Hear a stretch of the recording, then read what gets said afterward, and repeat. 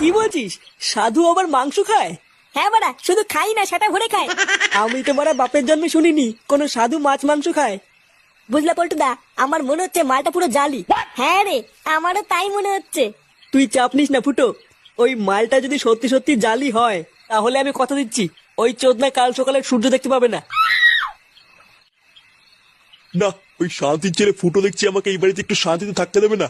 লেওরা কোথায় ভাবলাম কয়েকদিন একটু ফিরি ফিরি খাবো, একটা শুয়োরে বাচ্চার জন্য আমার সব প্ল্যান নষ্ট হয়ে যাচ্ছে। লেওরা কিছু একটা প্ল্যান আমাকে করতেই হবে, না হলে যা দেখছি এই বাড়িতে আমার আর থাকা হবে না।